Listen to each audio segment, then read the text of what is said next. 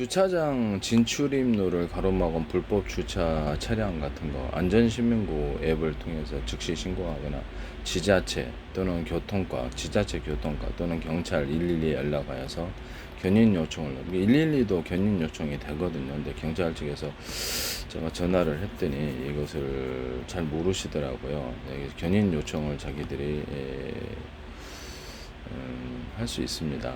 왜냐하면 함부로 남의 집 앞에 주차된 것을 이렇게 문을 딱 가로막고 있는 거를, 그래서 이렇게 물건도 못 드나들잖아요. 그래서 건물 입장에서 그래서 이런 부분들에 대해서 자기가 어떤 불법적으로 이렇게 불러서 이렇게 하거나 이렇게 하면 이게 자신은 절도죄 됩니다. 절도죄.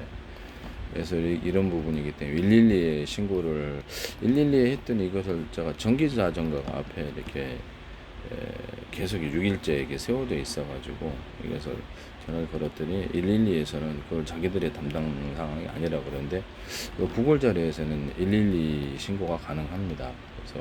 그래서 경찰차가 출동을 해가지고 하더니 그 사이 치웠더라고요. 그래서 이렇게 해당되는 경찰서에 파출소에서 출동을 해가지고 했는데 그 전에 딱 전화를 하는 동안에 없어졌어요.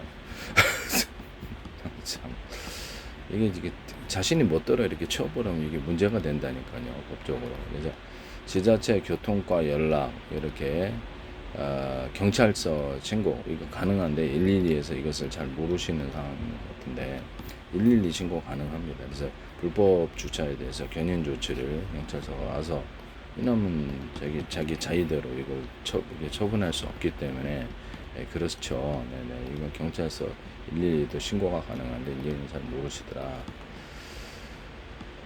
주차장 진출입로는 도로교통법 32조 위반이 다른 차량의 통행을 방해하는 장소에다 불법 주정차 단속사항이 된다. 이렇게 일상교통방해죄. 사유지 내부라도 타인의 유일한 출입구를 고의로 막아서 차량 통행 아예 불가능하게 한 경우에도 형법 제185조 일반교통방해죄에 처벌받습니다. 상가나 유료주차장 출입구를 막아서 영업에 지장을 주는 업무방해죄가 성립 형사처벌 대상 업무방해죄. 그래서 형사처벌까지도 갈 수 있습니다. 남의 집 앞에 일부러를 딱 둬가지고 사람 골탕 먹이는 사람들이 있는데 이게 고의성이 있으면 아니 물건이 들어와야 될 거 아니에요. 건물 같은데도 사람들은 되게 피해서 이렇게 물건이 들어올 때는 그걸 치우기가 왜 치웠냐고 그랬을 때가 이게 문제가 되는 부분인데요. 업무방해죄가 성립해 형사처벌 대상이 된다.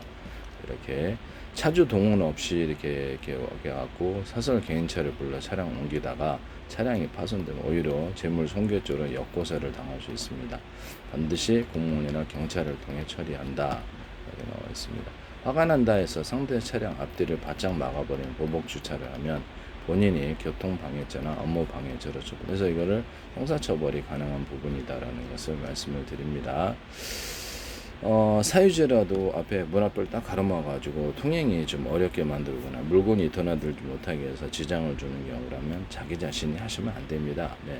그래서 공무원에서 불법 주차로 해서 공무원 이렇게 구청 같은데 하시거나 전화를 해서 112에서 112 업무입니다. 이게 업무인데 112에서는 자기들의 업무가 아니라고 하셨는데 여기는 그래서 일반 서민으로는 이걸 함부로 건드릴 수 없는 이런 부분이라는 것을 말씀을 드리고 이게 형사처벌 문제이기 때문에 업무방해, 그렇죠. 업무방해, 일반교통방해죄 형법 185조 일반교통방해죄 업무방해죄로 인해서 형사처벌이 가능한 부분이라서 상가나 유료주차장 출입기를 많아서 영업을 준 경우에는 업무방해죄가 성립합니다. 그러면 일반 식당도 마찬가지게 식당 앞에 딱 해서 장사를 못하게 손님들이 못 드나들게 하는 거잖아요.